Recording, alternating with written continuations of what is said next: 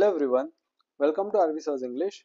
So students, in this video, we are going to learn 10th standard semi-English poem, The Twins. मित्रांनो, या व्हिडिओमध्ये आपण The Twins he poem शिकणार आहोत. Let's get started. So twins म्हणजे काय? Twins म्हणजे जुळे. एकाच वेळी जर दोन मुलं जन्माला आले, दोन मुलं किंवा मुली, तर त्यांना आपण ट्विन्स असं म्हणतो. तर अतिशय मजेशीर अशी पोएम आहे. In form and feature, face and limb, I grew so like my brother that folks got taking me for him and each for one another. It puzzled all our kith and kin. It reached a fearful pitch, for one of us was born a twin, yet not a soul knew which. So, in this poem, the narrator says, in form and feature, face and limb. Form and feature म्हणजे दिसणे, चेहरापट्टी, appearance. तर overall दिसण्यामध्ये आणि असण्यामध्ये, appearance मध्ये, face आणि लिंब, चेहऱ्यामध्ये, लिंब म्हणजे अवयव आणि शरीराचे अवयव सुद्धा, या सर्व बाबतीमध्ये आय ग्रीव सो लाईक माय ब्रदर, मी अगदी माझ्या भावासारखाच वाढलो, म्हणजे मी अगदी माझ्या भावासारखाच होतो, असं नरेटर म्हणतात. म्हणजे नरेटर आणि त्यांचा जो ट्विन ब्रदर आहे, जुळा भाऊ, ते दोघंही इतके एकसारखे होते दिसायला की चेहऱ्यामध्ये, शरीरामध्ये आणि फॉर्म आणि फीचर मध्ये सगळ्या बाबतीत एकदम एक्झॅक्टली ते एकमेकांसारखे दिसायचे. That folks got taking me for him and each for one another. आणि त्यांच्यामध्ये एवढं साम्य होतं की फोक्स म्हणजे पीपल, लोक, गॉट टेकिंग मी फॉर हिम, लोक नरेटरला त्यांचा भाऊ समजायचे, and each for one another, आणि त्यांच्या भावाला नरेटर समजायचे. म्हणजे त्या दोघांमध्ये कन्फ्यूज व्हायचे, इतके ते दोघे एकसारखे दिसायचे. It puzzled all our kith and kin. It reached a fearful pitch. Kith and kin म्हणजे relatives. It puzzled all our kith and kin. Narrator म्हणतात की या आमच्या सारखे दिसण्यामुळे आमचे किथ अँड किन म्हणजे आमचे रिलेटिव्ह सुद्धा खूप कन्फ्यूज व्हायचे, खूप पझल्ड व्हायचे, त्यांना सुद्धा खूप कन्फ्युजन व्हायचं. It reached a fearful pitch. आणि एक वेळ कधी कधी तर बऱ्याचदा फिअरफुल पिच म्हणजे एका अतिशय भयंकर अशा लिमिट पर्यंत, पिच म्हणजे काय तर लिमिट पर्यंत ही गोष्ट पोहोचायची. For one of us was born a twin yet not a soul knew which. आमच्या दोघांपैकी एक जण जुळा म्हणून जन्माला आलेला होता, yet not a soul knew which, पण दोघांपैकी कोणीही हे ठरवू शकलं नाही की दोघांपैकी एक जुळा कोण होता. म्हणजे ते दोघंही असं म्हणायचे की मी ओरिजिनल आहे आणि तू जुळा आहेस, असं एकमेकांना ते म्हणायचे, आणि दोघंही डिसाईड करू शकले नाही की नेमका ट्विन कोण होता. सेकंड स्टांजा बघूया. One day to make the matter worse, before our names were fixed, as we were being washed by nurse, we got completely mixed. And thus you see my fate's decree, or rather the nurse whim, my brother John got christened me, and I got christened him. Second stanza मध्ये narrator म्हणतो, one day to make the matter worse, मग एक दिवस तर हे matter अजून वर्स, अजून खराब, अजून वाईट करायसाठी, before our names were fixed, आमचं नाव ठरायच्या आधीची गोष्ट आहे की मॅटर वर्स झालं. कसं झालं? As we were being washed by nurse, जेव्हा नर्स आम्हाला वॉश करत होती, नर्स आम्हाला क्लीन करत होती, वी गॉट कम्प्लिटली मिक्स, आम्ही एकमेकांमध्ये मिक्स झालो.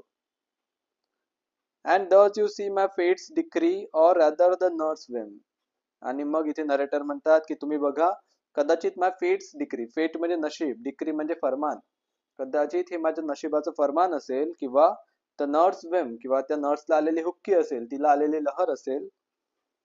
माय brother John got christened me, I got christened him, की माझा ब्रदर जॉन जो आहे त्याला माझं नाव देण्यात आलं, क्रिसन म्हणजे नामकरण करणे, त्याला माझं नाव देण्यात आलं, अँड आय गॉट क्रिसन हिम, आणि मला त्याचं नाव देण्यात आलं.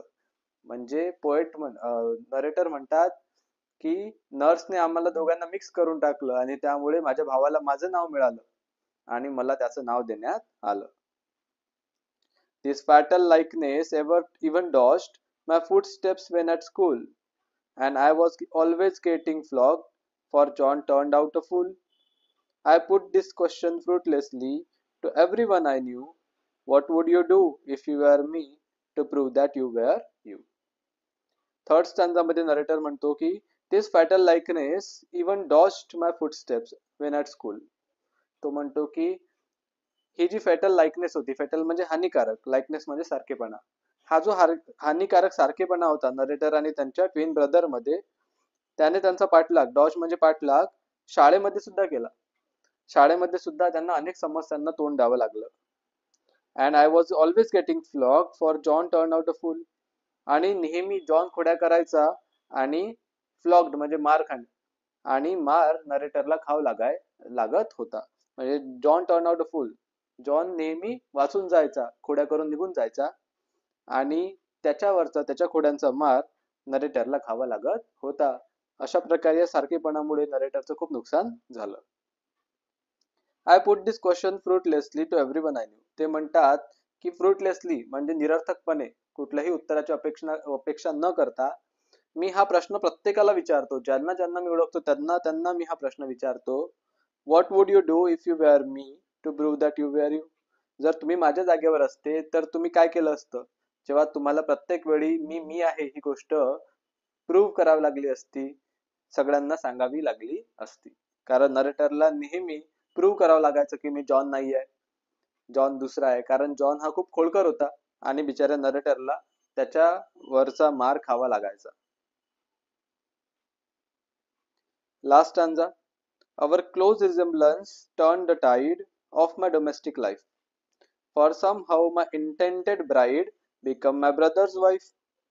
In fact, year after year, the same absurd mistake went on, and when I died, the neighbors came and buried brother John. So last stanza मध्ये नरेटर म्हणतात, our close resemblance turned the tide of my domestic life. आमचं जे close रिझेम्बलन्स होतं, रिझेम्बलन्स म्हणजे सारखेपणा, turn the Tide म्हणजे change the situation, domestic life म्हणजे personal life. Narrator म्हणतात की आमच्या या सारखेपणामुळे माझी जी वैयक्तिक जीवन आहे, पर्सनल लाईफ आहे, त्याच्यामध्ये ही सिच्युएशन बदलली.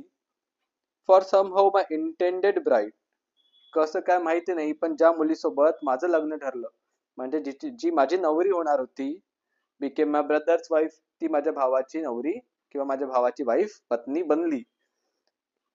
तर अशा प्रकारे त्यांच्या पर्सनल लाईफ मध्ये सुद्धा त्यांच्या सारखेपणामुळे नुकसान झालं.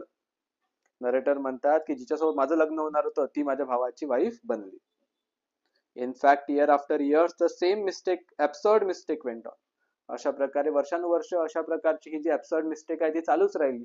लोक नरेटरला त्यांचा भाऊ जॉन आणि जॉनला नरेटर समजत होते. And when I died the neighbours came. पण शेवटी जेव्हा नरेटर वारले तेव्हा सगळे शेजारचे पाजारचे लोक आले अँड ब्युरीड ब्रदर जॉन, आणि ब्रदर जॉनला गाडून त्याला ब्युरी करून चालले गेले. तर शेवटी नरेटर असं म्हणतात की जेव्हा मी वारलो तेव्हा शेजारचे आले आणि माझ्या ऐवजी नरेटर जॉनला, त्यांच्या भावाला ब्युरी करून म्हणजे त्याला जमिनीखाली गाळून त्याला दफन करून चालले गेले. सो अशा प्रकारे ही एक मजेदार पोयम आहे. एक्झॅगरेशन आहे याच्यामध्ये. एक्झॅगरेशन म्हणजे गोष्टी वाढवून चढवून सांगितलेल्या असतात, त्यातून फन, एक ह्युमर म्हणजे कॉमेडी क्रिएट केलेली असते. तशी ही मजेदार पोयम आहे, हेनरी सॅमब्रुक ले यांनी लिहिलेली द ट्वेन. आय होप सर्वांना खूप चांगल्या प्रकारे समजली असणार. समजली असल्यास नक्की व्हिडिओला लाईक करा, मित्रांबरोबर शेअर करा. नवीन असाल तर सबस्क्राईब करायला विसरू नका. I will see in another video. Till then take care. Good bye.